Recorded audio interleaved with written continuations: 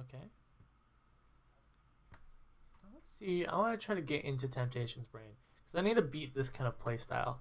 So right there, he just purely reaction check, like chases you down with up airs, and he knows his frame data like crazy. So he just covers his ass every single time. Chase, he sees that jump. He's gonna try to call you out on that platform right there. Hoops doesn't call you out. You come back here. Now you're playing near the ledge. He responds with good spacing. Now he's trying to chase you down, but you actually respond with better hitbox with your forward air. I like this ledge pressure, but he's really good near the ledge. See, he knows every single button to press. You have a jump here, but you do not have eggs. He knows that. He's going to just throw those up airs. Bad situation, but everyone gets hit. I like your forward tilt. Realizing forward tilt comes out real quick. And this is the biggest thing with Temptation. He just knows which moves he can land with in order to throw out more moves. And you just kind of have to hold shield, and then he'll mix you up, realizing you're going to hold shield, and then he'll start grabbing you. So there, another situation of a phantom hit. You might have saw it. Dropping shield, getting hit with back air. This is how Temptation excels. It's just going to shield there, knowing he doesn't have advantage. Yep. Just reestablish himself in neutral. That's the biggest thing, DT, if you ever get to this point. He's establishing himself in neutral as soon as he realizes he doesn't have advantage state that will keep him going any farther, which is good. This is very good to know that kind of a thing in like melee and PM. That's super unfortunate. He didn't see that. Hooplah, if you knew something there and like intentionally threw that out, props to you, because I would have fallen for that. I think most of us would. Chase down, see? Yep, so Hooplah's rolling a lot there, and then he's dropping shield in order to try to establish himself back in neutral. Temptation's calling that out. Because he can. It's oppressive. You can just go dash tag. What is he going to do? He can't shield grab you. He's Yoshi. You're going to throw out a move before he's able to even get out his grab. I mean, unfortunately, that's what makes Fox a good character. And Yoshi not the best of characters. See, like right there, you have him in the knockdown, but he techs away. And so unless you actually are committed to a dash attack, you're not going to get anything there. Even though that dash attack is the best thing to go for there. I believe. Dropping down the... Yep. So Temptation actually called that out. He just didn't respond fast enough. And you could... If you play Smash long enough, you'll be able to kind of pick up on the timing of something that is impossible to react to. So if I instantly dash attack with Mewtwo at a specific distance, you actually can't react to it. You have to preemptively press shield. That's why you'll get hit. And the only reason I know that is I was playing with one of my friends, and he was going under a training regimen in which he was not allowed to approach or attack except for attacks on reaction. And I was realizing real quick, a lot of stuff I was throwing out wasn't safe.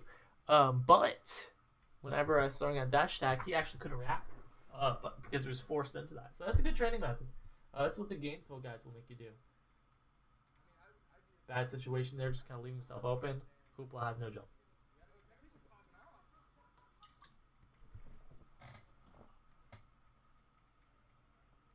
It was Cheruby Night, if you guys are wondering who I was playing with. But yeah, so like understanding the timing of what a person can't react to is intense. So if you watch DBZ, almost all of the universal overheads are reactable. And that's, there's a reason for that. It's actually tempting you to hold down a block, because actually I want to talk about this for a second. Universal overheads, I think they're all over 15 frames, which is about the time that it will take for you to react. So you can kind of read them out at the end of block strings. That's kind of the main idea to usually do, which is FGC talk. But lows aren't reactable. They're not. And that's why you're going to have to come in low. They're going to come in high, right? Because you can react unless they're at a specific distance from you. So if they're a specific distance that the lows will connect, and they'll connect, block low. Otherwise, they're going to try to air dash in or something like that. So they're going to go high. Block high. But you can react to the highs. And that's why you see people like Goichi who's able to block for 20 seconds. Because although there's mix-ups, he knows the mix-ups, he knows the matchups, and he knows that he can react at the end of certain block strings, that he knows that you're going to go for an overhead into an assist, something like that. But it's important also. So like I'm playing BB tag, and Jin, his overhead, universal overhead, is incredibly fast, really fast. So I could throw that out at any point. Unfortunately, I don't have a lot of low options. I have my light lows, and I don't even think they're that good. I think they're pretty slow. So because of that, if you know the matchup, you know that you don't even have to worry about the lows too much. You can worry about a 1-2, I think, but then I'll throw it a heavy, and it really the heavies don't. The heavy is the universal overhead. It's not going to get me a combo. So although it's not reactable, I can either call it out and not get hit, or I'll get hit, but it's okay.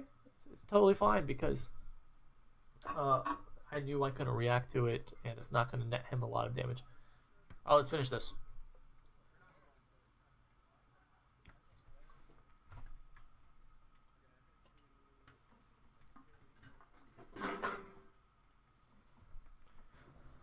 Like the back air oppression there from Temptation. One of the biggest hitboxes from Fox. It's probably his best landing option. Look at that spacing. Unfortunately, there's not a ton of huge hitboxes that come out from Yoshi. So let's see what he does here. I mean, obviously he gets the down air confirmed to the up smash, right? But what makes him think to do that here? So he's on the ledge. Pressure him. Now, this is a great read, but this is something that all Yoshis do. He's gonna drop down, air dodge back up on. Leaves himself open. He does. But that is what a lot of Yoshis do because they feel like they can't get back to the ledge normally. He's gonna call that out.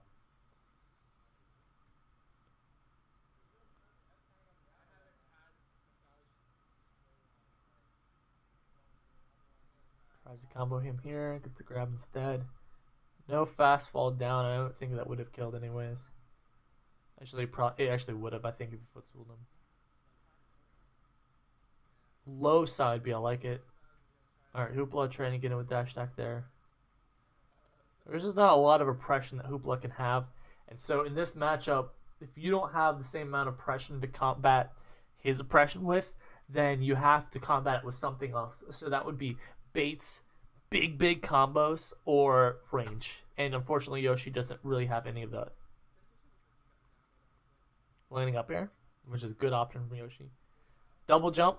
Now the double jump has a little bit of startup at the bottom, so he's going to get percent on that. So good option there from Temptation. Good aerial drift, though, from Hooplah. Yep, I like the landing there, although Temptation probably could have caught him with an up air if he committed, but he didn't, because he knows he can just wait, get that, get the kill. Alright, well that is it for me for tonight, for the highlights and such. I'll look at the BB tag thing later. But thanks for tuning in. And I will be going live with Rivals in a few. So I will see you guys later. Goodbye.